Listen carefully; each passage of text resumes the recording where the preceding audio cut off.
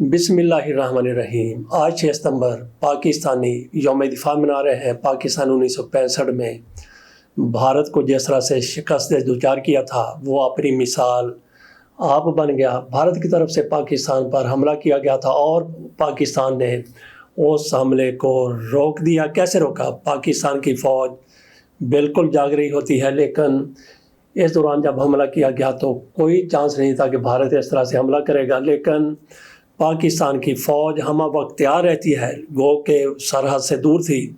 इसके बावजूद भी फौरी तौर पर एक्शन किया गया, जवाब दिया गया। उन लोगों की तरफ से कहा गया, भारतीय आर्मी चीफ ने कहा था कि नाश्ता लाहौर में जाके करेंगे, लाहौरियों को भगाएंगे। लेकिन हुआ क्या कि लाहौरी जाग रहे थे, पाक फ़ौज जाग रही थी।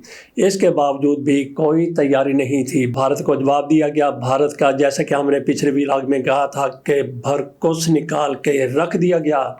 यहाँ पे थोड़ा सा जायज़ा लेते हैं कि 1965 में पाकिस्तान ने भारत को शिकस्त दुचार किया, लेकिन 1971 में क्या हो गया कि पाकिस्तान भारत से हार गया।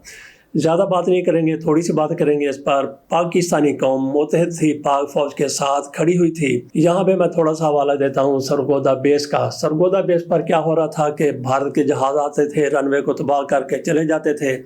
पाक फ़ौज के जहाज़ उनके पीछे पड़ते थे, पीछे लग जाते थे। और एक दिन में MM आलम ने भारत के एक ही साटी के दौरान, एक ही परवाज़ के दौरान 5 जहाज़ मार गिराए थे। और ये दुनिया का ऐसा रिकॉर्ड है जो अब तक तो नहीं टूटा, लेकिन आइंदा भी टूटने का कोई इम्कान नहीं है।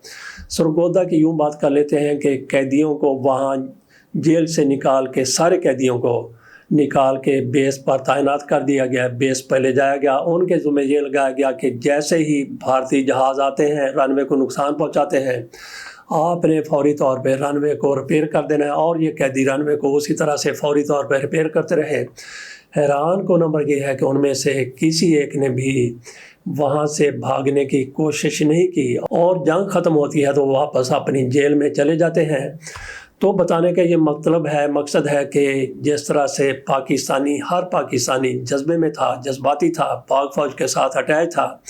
कैदियों ने भी पाक फ़ौज का साथ दिया। और फिर हमने ये देखा कि जिधर से भी पाक फ़ौज की गाड़ी गुजरती थी, पाक फ़ौज को सलाम, बच्चे बूढ़े सब, और दिफाई फंड इकट्ठा होना शुरू हो गया। इसके साथ साथ घरों से लोग अपने कपड़े ले जाके, खाना ले जाके फ़ौजियों को देते थे। बॉर्डर से इधर उधर जहाँ भी फ़ौजी तैनात थे, उनके साथ बिल्कुल यकजान दो कालिब थे।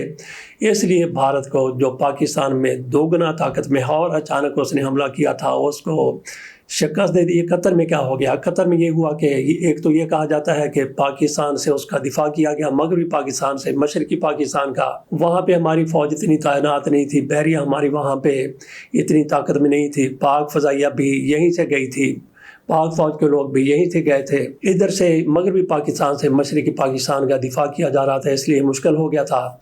साथ ये भी कहा जाता है कि जनरल याह्या खान, वो तो जुल्फ़ों का असीर हो चुका था, जनरल रानी का और नूरजहाँ का, उनके साथ वो रातें दिन गुजारता था। तो इसलिए वो शराब में डूबा हुआ था, उसका ध्यान उधर था ही नहीं कि पाकिस्तान क्या कर रहा है, जंग लगी हुई है। बहरहाल जो भी है, याह्या खान है या वहाँ पे पाकिस्तान, मगरबी पाकिस्तान से मशरकी पाकिस्तान का दिफा कर रहा था। इन सारी चीज़ों का अपनी जगह पर कुछ ना कोई ज़रूर असर है, यकीनी तौर पर असर है। लेकिन ये सारा कुछ ना होता, याह्या खान बिल्कुल उसी तरह से काम कर रहा होता जिस तरह से वो पहले कर रहा था, और वो नूरजहाँ की जुल्फ़ों का असीर ना होता, जनरल रानी के चरणों में ना बैठा होता, या जनरल रानी इनके चरणों में ना बैठी होती, तो फिर भी वहाँ पे जंग जीतना मुश्किल था, नामुमकिन था। उसकी वजह ये थी कि कौम साथ नहीं थी, पाकिस्तानी साथ नहीं थे, बंगाली साथ नहीं थे। बंगाली भारत के साथ मिल गए थे, मुक्ति बाहिनी वहाँ लाखों उनके दहशतगर्द शिद्दत पसंद आ गए थे, जो बंगालियों के साथ मिल के पाक फ़ौज पर हमले करते थे। पाक फ़ौज के नौजवानों को, अफसरों को जहाँ नजर आते थे उनका गला काट देते थे। तो ऐसे में जब कौम आपके साथ ना हो, जब अवाम आपके साथ ना हो, आप जंग नहीं जीत सकते। ये थोड़ा सा तजिया करना था 1965 और 1971 की जंग का। 1965 में पाकिस्तान ने भारत को जिस तरह से जवाब दिया, पूरी दुनिया में उसकी मिसालें आज भी दी जाती हैं। बहरहाल पाकिस्तान में कुछ ख्वाजा आसिफ की तरह के बदबख्त किस्म के लोग मौजूद हैं जो कहते हैं कि पाकिस्तान ने कौन सी जंग जीती है। पाकिस्तान ने 65 की जंग दबा के जीती,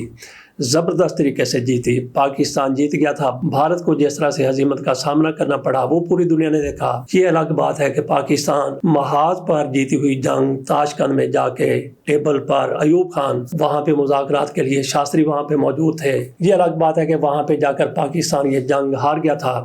آ جاتے اگلی خبر کی طرف، نتاشا جس نے 3-4 لوگوں کو ہلاک کر دیا تھا، ایک فیملی کے 2 بیٹی اور باپ کو مار ڈالا تھا، ایک اور شخص بھی مارا گیا تھا، کئی لوگ زخمی ہو گئے تھے۔ اب یہ پتہ چلا ہے کہ ان کے ساتھ صلح ہو گئی ہے اور 5 کروڑ روپے کی دیت دے دی گئی ہے۔ نتاشا کی ضمانت میں انہوں نے کہہ دیا کہ ہمیں کوئی اعتراض نہیں ہے۔ تو یہ پاکستان میں ہوتا ہے، بڑے کے لیے قانون الگ ہے، چھوٹے کے لیے الگ ہے، بہرحال پھر بھی قانون کے تحت یہ سارا کچھ ہوا ہے، دیت دے دی گئی ہے۔ مرنے والوں کے لواحقین نے سوچ لیا ہم ان کا کچھ بگاڑ نہیں سکتے، چلے یہ منت کر رہے ہیں، ترلا کر رہے ہیں اور ساتھ پیسے بھی دے رہے ہیں۔ میرا نہیں خیال کہ انہوں نے پیسے کی وجہ سے اپنے پیاروں کو بیچ دیا ہے، لیکن ان پر دباؤ اتنا زیادہ ہوگا، معاشرے کا دباؤ اور کچھ اداروں کا دباؤ اور ان لوگوں کا دباؤ، اس وجہ سے وہ دباؤ میں آ کے انہوں نے یہ فیصلہ کر لیا۔ آ جاتے ہیں قاضی فیصل صاحب نے نیب ترامیم کے حوالے سے فیصلہ جاری کر دیا ہے۔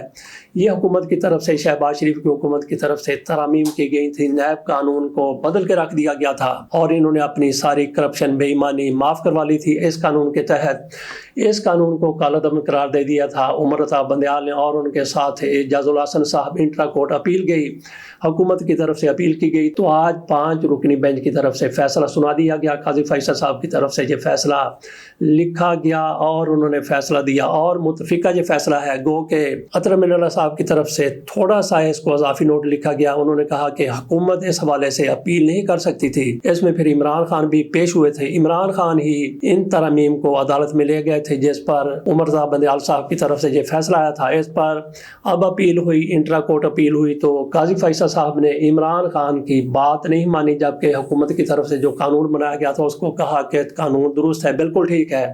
عمران خان نے بڑے دلائل دیے تھے، اس میں عمران خان کو کیا نقصان ہوا، کیا فائدہ ہوا۔ عمران خان بار بار یہی کہتے رہے، قاضی فیصل صاحب کے سامنے پیش ہوئے، آن لائن پیش ہوئے، انہوں نے کہا تھا کہ مجھے ذاتی طور پر ان ترامیم کا فائدہ ہے جو قانون بنایا حکومت نے، لیکن میں نہیں چاہتا کہ میرے ملک کو نقصان پہنچے، قوم کو نقصان پہنچے، اس لیے ان ترامیم کا خاتمہ ہونا چاہیے۔ لیکن قاضی فیصل صاحب نے کہا کہ ٹھیک ہے، آپ کو فائدہ ہوتا ہے تو ہو جائے، لیکن یہ قانون چونکہ بن چکا ہے، حکومت نے بنا دیا ہے، تو اس قانون کو ہم ختم نہیں کرتے۔ آپ نے جو کچھ کہا وہ غیر آئینی، آپ نے جو کچھ کہا آپ ثابت نہیں کر سکے۔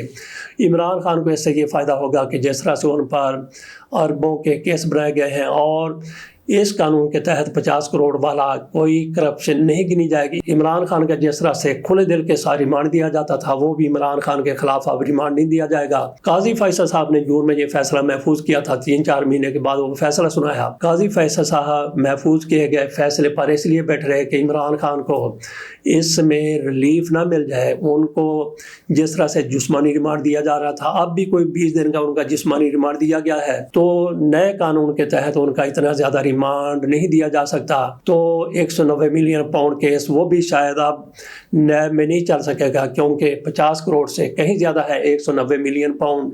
تو دیکھتے ہیں اور عمران خان کو اس سے کیا فائدہ ہوتا ہے۔ بہرحال قاضی فیصل صاحب کی طرف سے حکومت نے جس طرح چاہا کہ بے ایمانوں کو، بدعنوانوں کو ان سے حساب نہ لیا جائے، ان سے کرپشن کا نہ پوچھا جائے، تو ان کے وارے نیارے ہو گئے۔ اگلی خبر ہماری ہے، نادرا کے چیئرمین لگائے گئے تھے، مارچ میں لگائے گئے تھے جناب منیر افسر صاحب، لیفٹیننٹ ریٹائرڈ ہیں، اور عاصم حفیظ صاحب جو لاہور ہائی کورٹ کے جج ہیں۔ اور کون لوگ ہو تسی، کتھوں تسی جج آ گئے ہو، آپ فوجی جنرلوں کے خلاف بھی فیصلے دینے لگے۔